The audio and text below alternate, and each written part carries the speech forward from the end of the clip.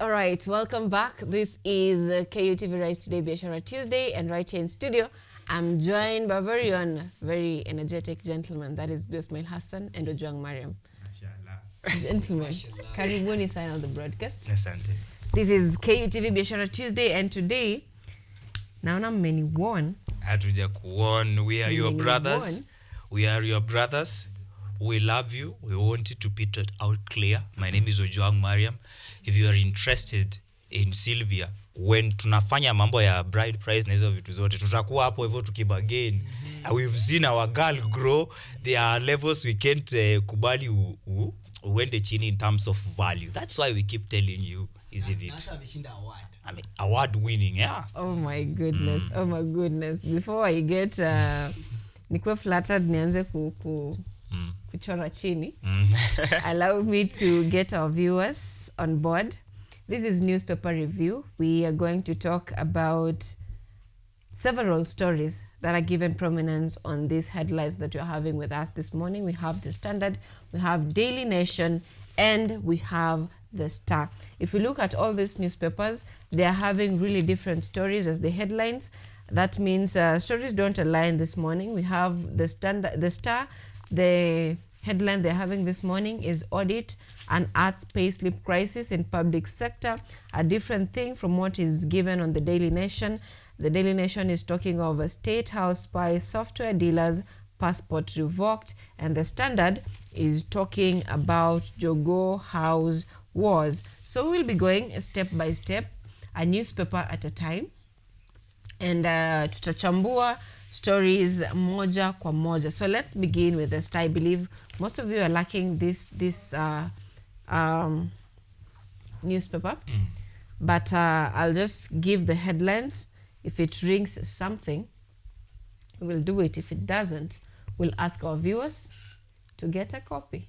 It's Tuesday, so the Tuesday is free, and it's always having the MyGov document, which you get to get government tenders.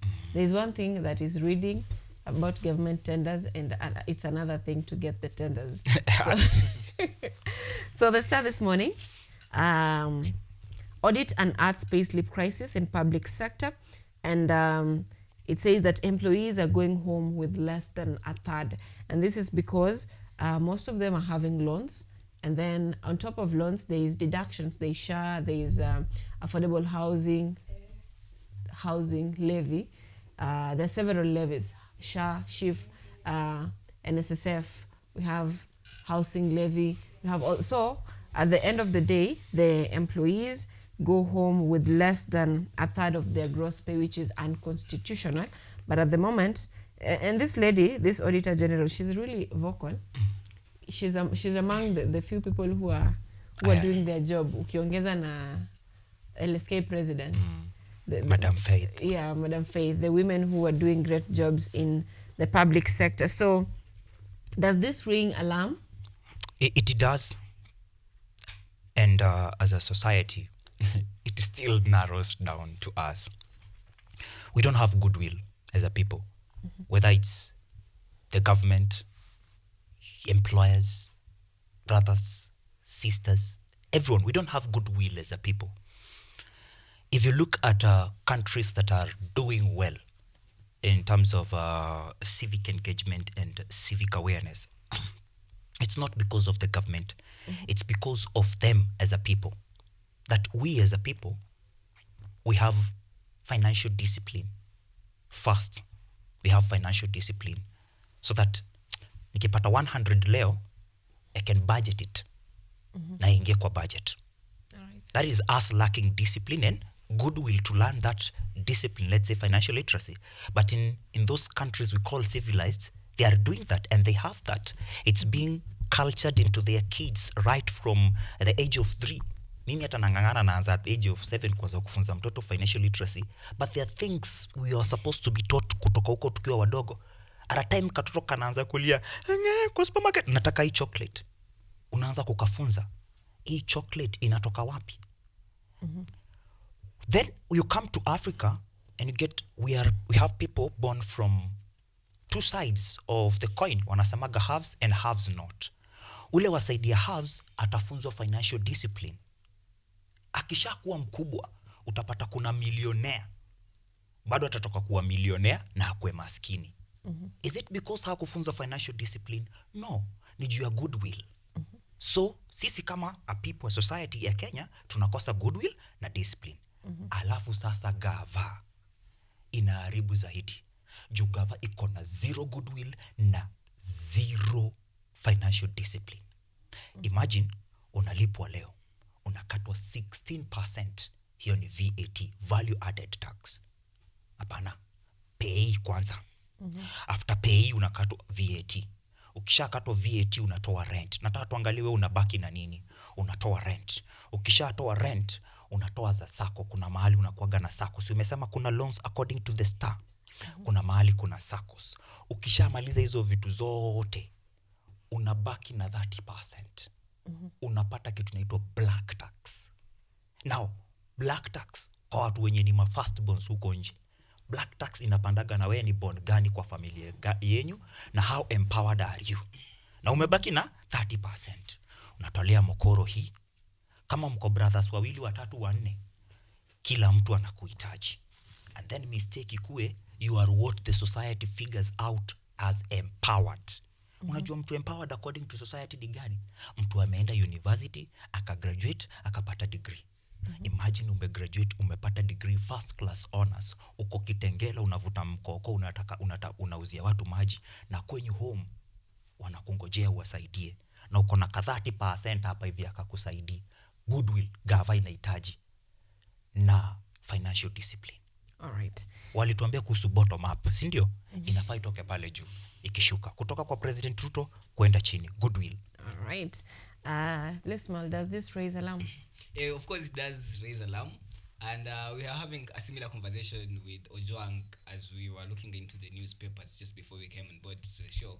And the conversation was, you can actually not solely depend on your salary, because probably it is overtaxed, and the government has good reasons according to them, because the taxman will come and tell you why we are taxing this, why this is not a tax, this is a levy, why we should have this or this.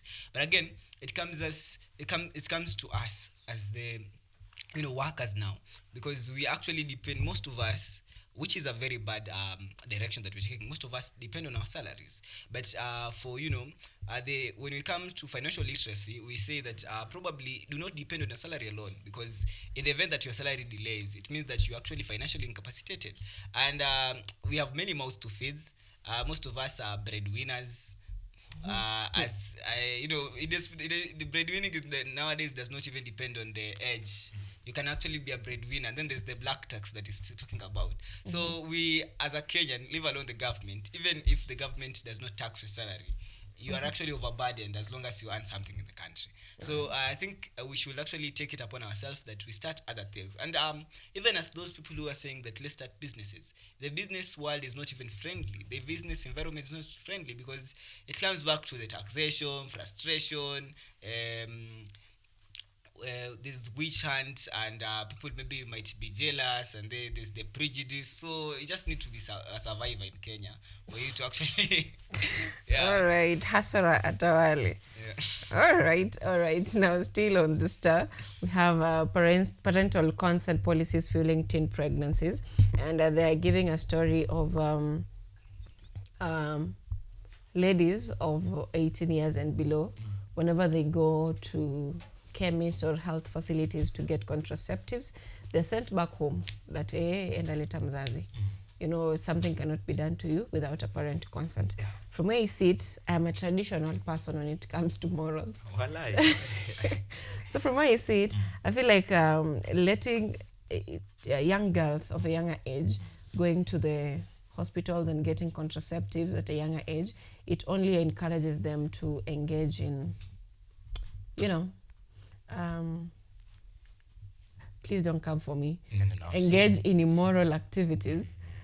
Yeah. So if a young girl of 14 years knows that if I go mess up, I can just go over the counter, get medicine, and I'll be fine. Or I can just go get P2. I can, from where I sit, I feel like if this law or it's allowed for young people to get contraceptives at a younger age without their parents' consent, it's only going to encourage more immorality.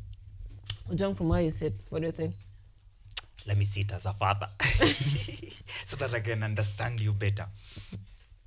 But I understand you. Kuongea ukweli wa Mungu. There is a BBC documentary that is up on YouTube. Yeah. Mm-hmm. And it's talking about how child sex trade is happening in Kenya's Mai Mahiu. Hapa tu. It's not only in Maimayu. If just so you know, in the estates, the like Madare, you'd get a mother goes and sells herself and analetea msichana wake pia. Like they both do the business, and it's the men who got there, they are thrilled with the fact that, you know, I can get the kuku and the kifaranga and also ndogondogo, you know, the ndogondogo narrative. It thrills men because they know that they go there and it's 300 bob and you get both the chicken and the kifaranga. Now this ndogondogo narrative in Mai Mahiu, you know, we're talking about Mai Mahiu because the whole world, nilisikia watu wakisema sana Ojwang is bold, Ojwang is honest. So huwa nataka kuongea na vitu ziko factual mahali I can send someone there in case I ever get abducted. And in that documentary, our watoto ni 13 years. Among them are orphans, total orphans. They don't know who to ask consent from. My daughter can run to me, but at that moment, they had no one. The one who is taking advantage of them is not a man. It's an older woman, and the name of Madame. That is the person who is supposed to give this child consent. I heard the interviewer, one of the investigative journalists, ask her, how about protection? How do you approach that issue? And she said she's responsible of giving the male counterpart, the perpetrator, the tool that is supposed to help the girl. How? So what we need, especially as a growing country, we need to be more educated. SRHR education should be available to everyone, not from class 6. Class 6 we started learning about tumechile and all those things, not from class 6. David was anointed king at age 7. It is said in the society that women grow and develop at a higher rate than men.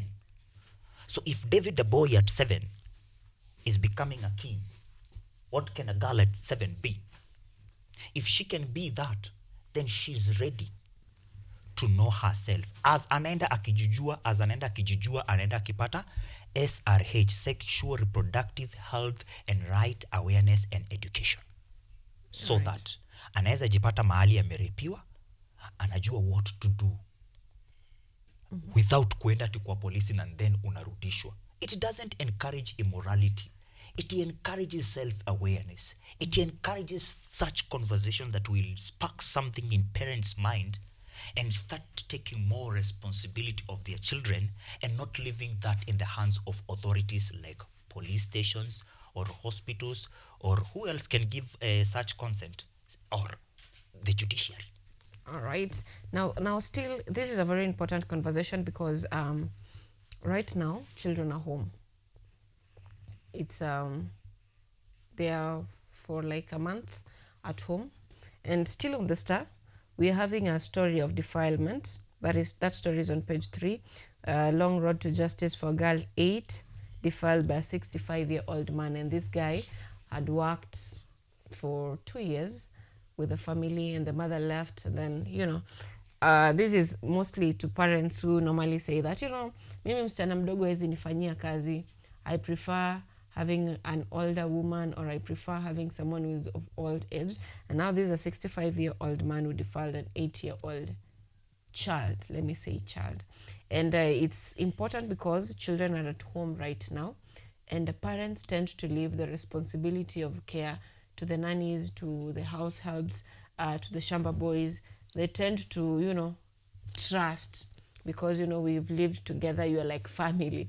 And these days even uncles are not a safe space for the young people. And I normally insist that it's not only the girl child that is at risk, the boy child is also at risk. Blue Smile, I'd love to get your sentiments on the current rising cases of teenage pregnancy and defilement.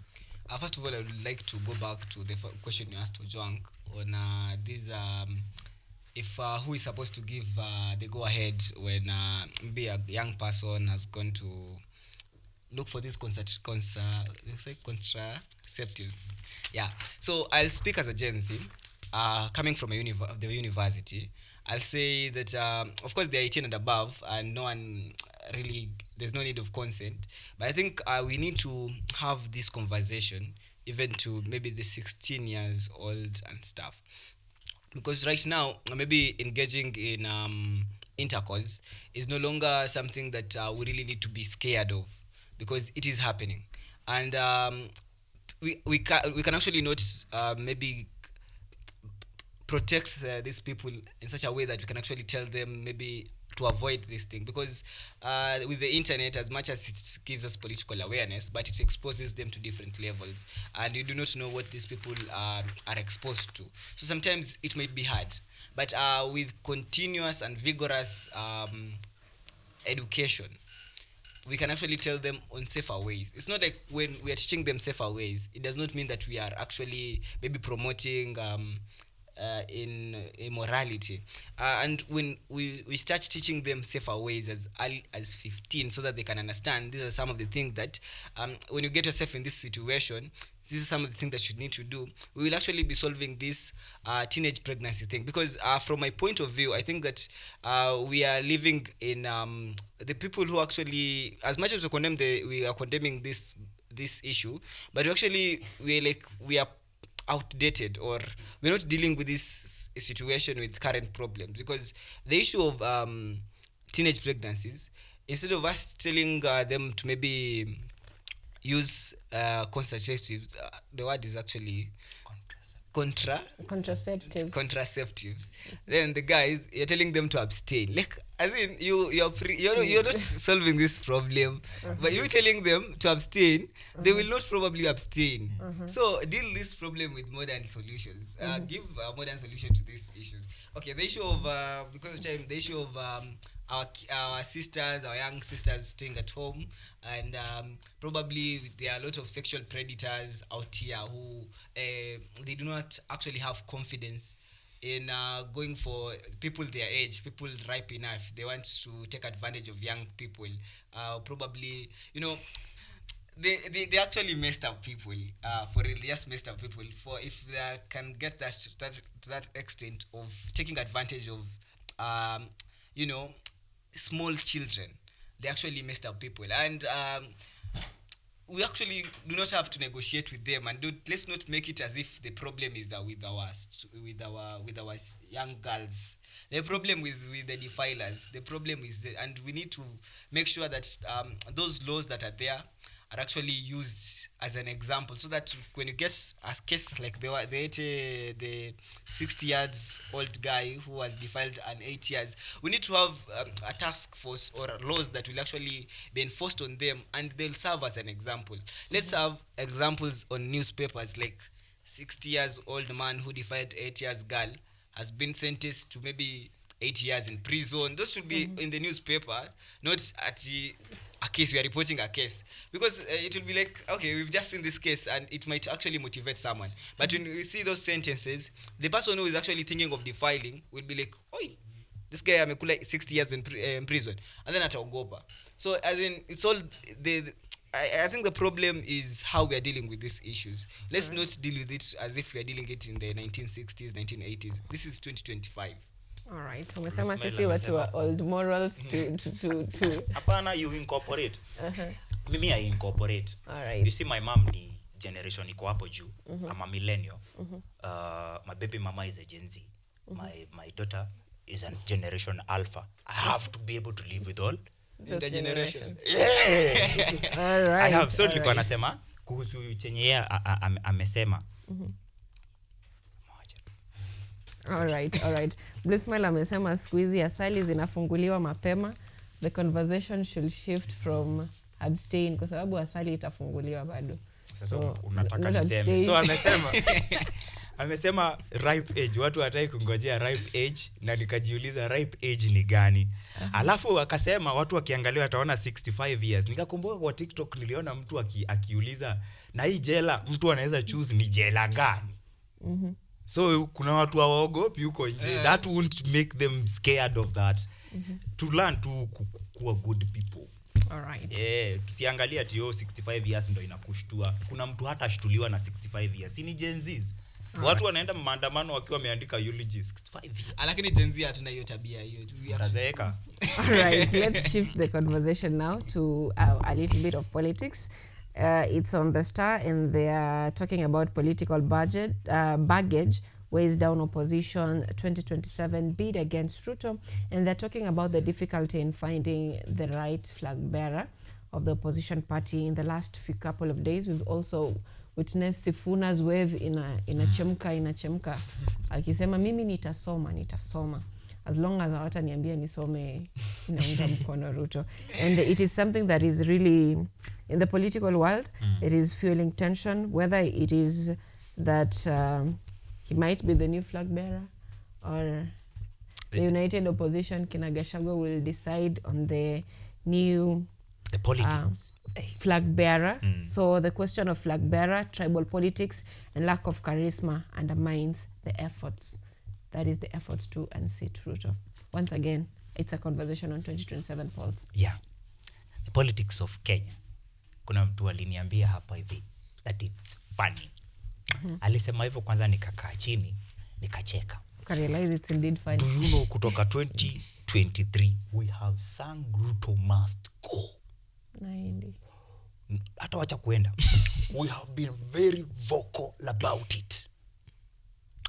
One term. Sai kuna two term. Kuna vita ya one term, two term. One term, two term. Kitambo we had presidential flag bearers watu wataansitu Ruto. Mrara Kebaso. Inject party. Tukatoka hapo hivyo tukasema hapana. Huyo kijana huyo ni mkora sana. Vile anachangisha huyo. Ikiwa Ruto hakutuomba hivyo na anajenga kanisa za 1.2 billion na huyo. Yeye akaondokea siasa.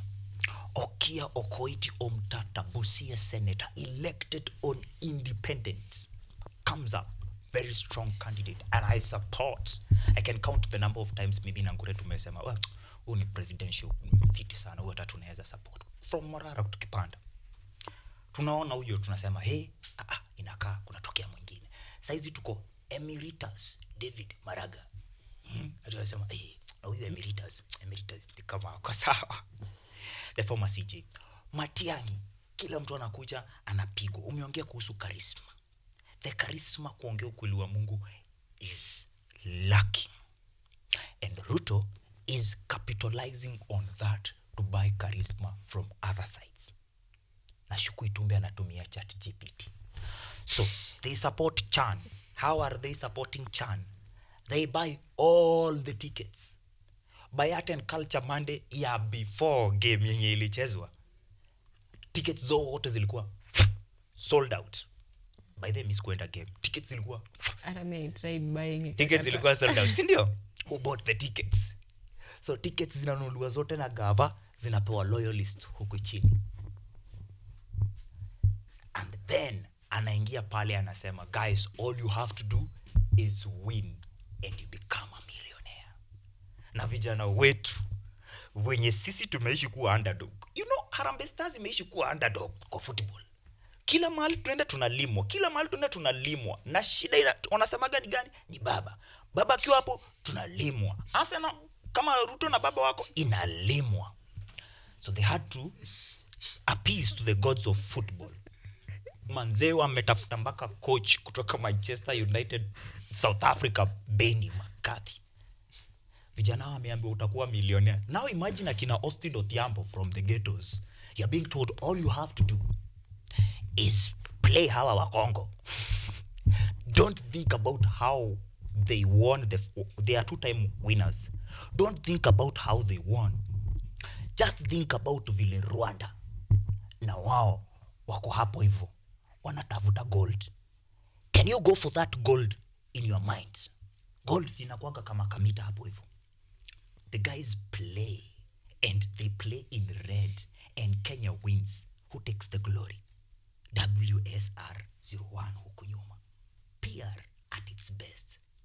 But you see, Kenyans don't care who the president will be. They just want things to run. And if things are not running, then Ruto must go. Ruto must go is not a personal thing. Si yeye pekee, ni the whole system. Because Ruto must go ilianza, sijui Gachagua akatoka, Ruto must go haikuacha, AG akatoka, Ruto must go hakuwa. I'm sure saizi hata Ruto akienda na kuingia mwingine mbaya, we will continue the same thing. It's about the system. We need to overhaul this system. I'm happy that the opposition is fighting right now. It's 2026. We envisioned it and we talked about it on this set. If they are fighting today, will they be fighting by April 2027? We will be having someone. God will bring someone. Yeah. All right, bless me. Of course, I'm really happy with the sentiments that Ojwang makes because at least it shows that the government is really working. Because he says that the Ruto must go is not that they actually do not want Ruto to go. They want things to work. So whoever comes, go. It's an improvement because they're actually sensing defeat, and it's normal. Because they have always accused our camp of sensing defeat, but right now they are feeling the heat. And this is how we say President Ruto is a professor of politics. And politics is a whole industry.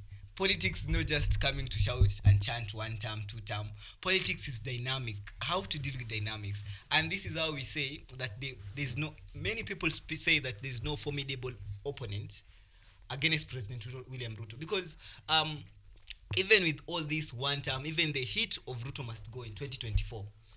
Ruto used to go to places and he could actually mobilize crowds, and people actually were asking, is Ruto actually unpopular? But of course he was unpopular, but he had that glue. He's a great mobilizer. And now with this heat of Chan, of course right now we have new millionaires, 42 millionaires in town. So, in fact, a millionaire was talking to fellow millionaires in the dressing room. And you saw even the promise of affordable housing. So, this is just the tip of this iceberg. Because in 2027, just for the record, Cynthia, you're not a sports person, but there is AFCON. We'll be doing another Pamoja AFCON. And if you are actually keen, you'll see the constructions undergoing at the Talanta Stadium. And Talanta Stadium, when President Ruto used to say that we will have a stadium where Arsenal and Manchester United are playing, people actually said that, this is Jaba. And we actually saw the state, if give him his flower, you saw the state of Kasarani. The screens, the field, it was actually, you could actually think that it's bare minimum. No. And someone says that will be his only legacy. No. Let me allow me to finish my thoughts. Right. That was just a renovation. Now we have a whole stadium, and I actually have a problem with Talanta Stadium being called Talanta Stadium. I think it should have been given William Ruto Stadium, just like we have in other countries. Like we have the Mandela Stadium in Uganda. Yeah, let's give you this. So as I finish up on this issue is they should not sense defeat. This is just the start, and there will be more coming. And let's all stand in solidarity. Let's us not see William Ruto, Chan as William Ruto, or Harambee Stars as William Ruto. Let us see Harambee Stars as our soldiers fighting for Kenya. And of course, the chief soldier is the commander-in-chief. All right, my jaws are dropping, and because I cannot tell you have an opinion, Najiomba. Na I'm begging. You see, everyone loves Harambee Stars, whether you are pro Ruto or not. We went there for Harambee Stars. Even others were there in spirit for Harambee Stars, not for WSR. We must agree on that. 2, gold, the finest is always tested through fire. 3.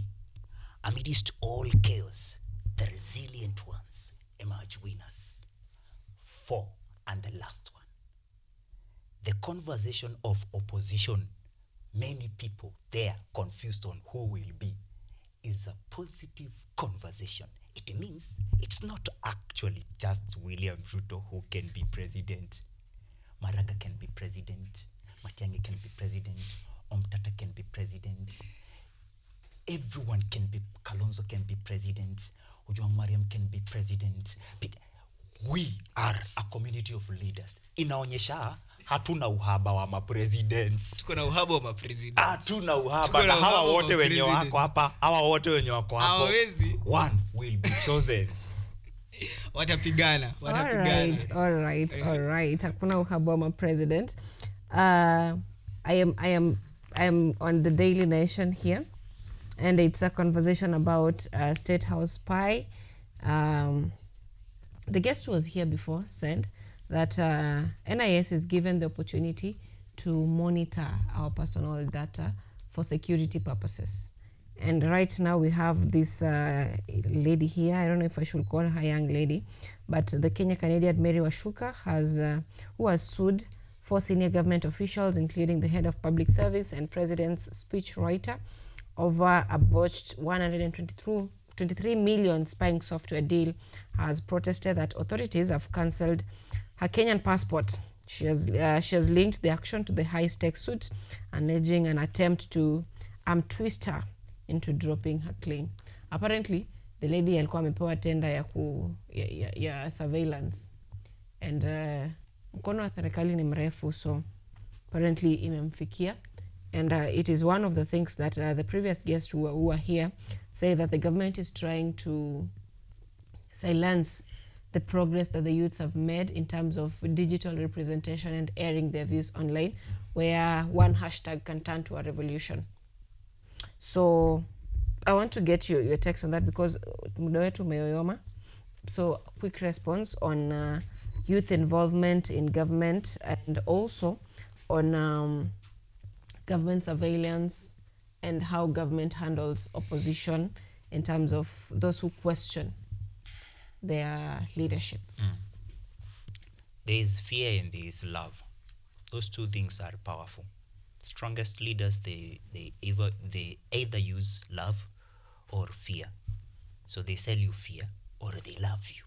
That's how they become powerful. In this case, you are monitored since day one. Hata si day one. When you are just a fetus, your mom went to a health facility na akaanza jani ya vitu zinaitwa prenatal care. Wewe uko kwa system. By the time unazaliwa, akasema huyu msichana manze, one time atakuwa kitu kubwa huko KUTV, wacha tumuite Sylvia Nyango. They select the name for you. Na iko mahali na wanakupea certificate, wanaita inaitwa birth certificate. So NIS hawajaanza kukutrack saizi yenye umeanza kupata email. They started from way back. So when you are aware of that, you have 2 choices: to live in love or to live in fear. If you live in fear, utaanza kusema wacha hata ni go dark. Hii serikali inatufuataga sana, naweza ihepa aje? Wacha ni go dark, sitaki mambo ya nini ishigi tu na katululu ama kaduda ndo wasijue. No, they will still know as long as you are using money, as long as ukitaka usijulikane hapa hivi, it means you go tradition. Hauwezi, because the system will know where you are. So just leave. Tukutane kotini, wewe mwenye hauna wanawakata upate passport, unaingia kotini, unapata justice. Kikosa justice, unaingia barabara, lakini usiogope. All right. In Jana, there was an arrest. Yeah, this content creator who was actually police. Another LADC FBI, the last one now, was arrested. And I don't think that we are selling fear, or the government is selling fear. I think the problem here is people are overdoing things.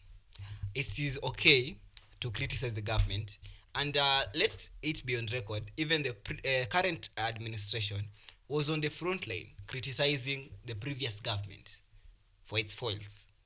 And it is something normal to criticize the government when things are not working. And the president, he said that he welcomes criticism. He does not want sycophants.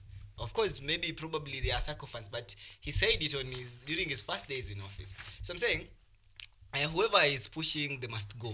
Push it in a very good manner. The other day we saw some people going to form a parallel police military outfit, FBI. And then you expect the government not to arrest you. You see, there are some things that you actually do in the name of, mostly it's more of relevance and publicity.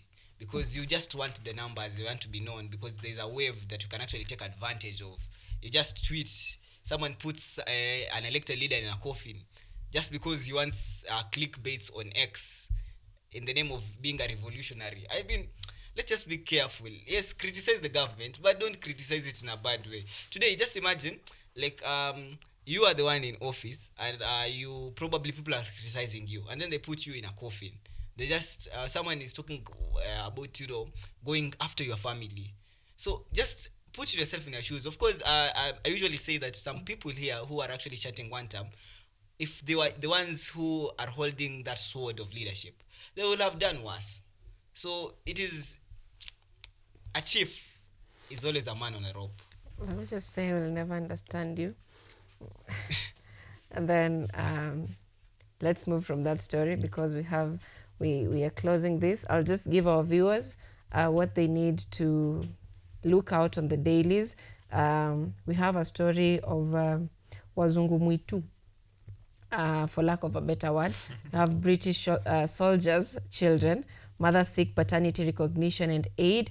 That story is on page 3 on the Daily Nation. And then we have the stories concerning the music festival that is ongoing currently in the country. That story, you can find it on Daily Nation on page 2.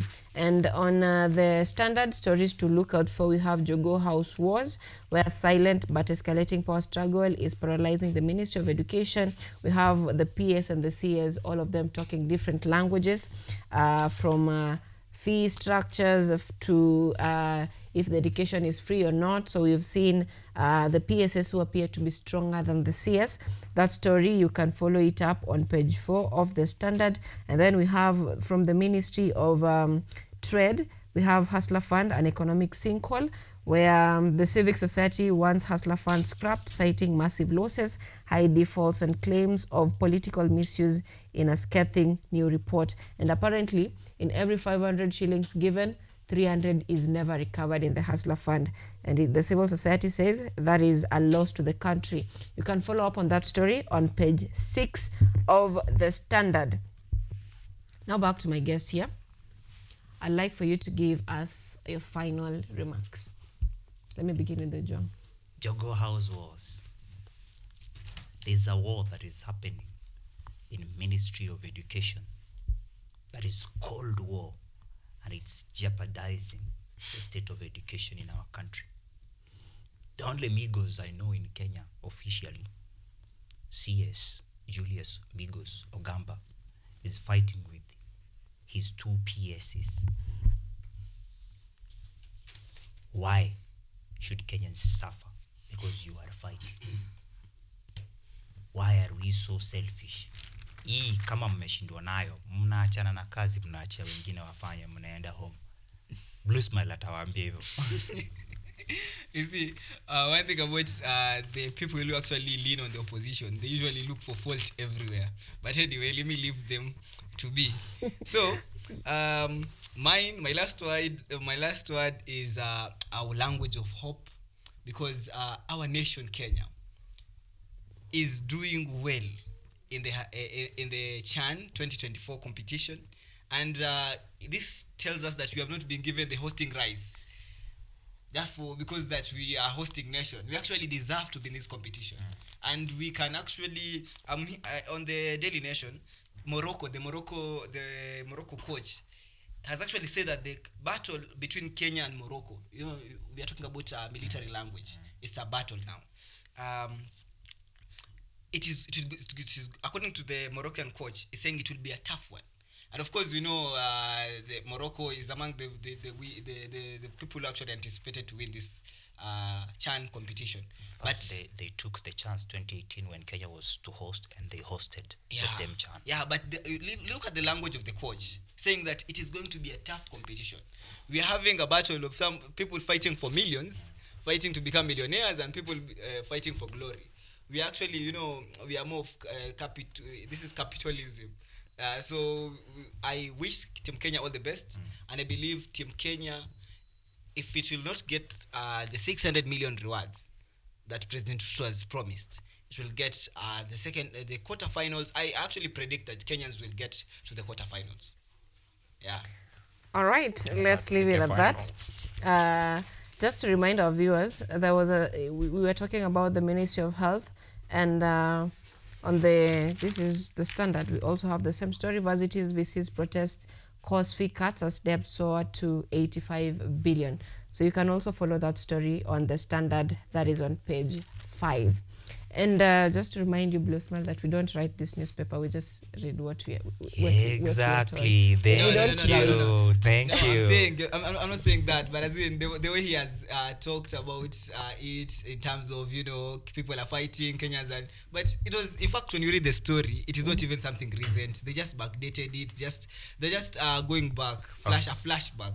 Please allow me to read the headline. Just read it yourself. Let that be your last line. That's the headline. Read the headline of the Standard. It's written today. But get into the Jogo House Wars, a silent but escalating power struggle is paralyzing the Ministry of Education, where Cabinet Secretary Julius Ogamba is being openly contradicted by his 2 principal secretaries who seem too powerful, from fee guidelines to ghost schools questioning who really controls the education agenda. It's on page 4. They don't know who controls the education agenda. No, that's all right. I'll tell you that, Blue Smile. Now that brings us to the end of Biashara Tuesday. Muda wetu umeisha, our viewers. We'll continue this discussion, God willing, in the upcoming discussion that is next Monday or next Tuesday, right here on Rise Today KUTV. From me, it's bye from the whole team, Biashara Tuesday. See you next week.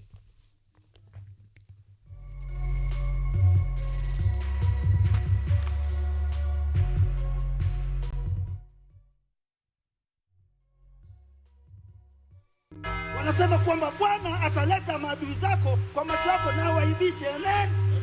Kuna pepo mbaya ambayo imeinuka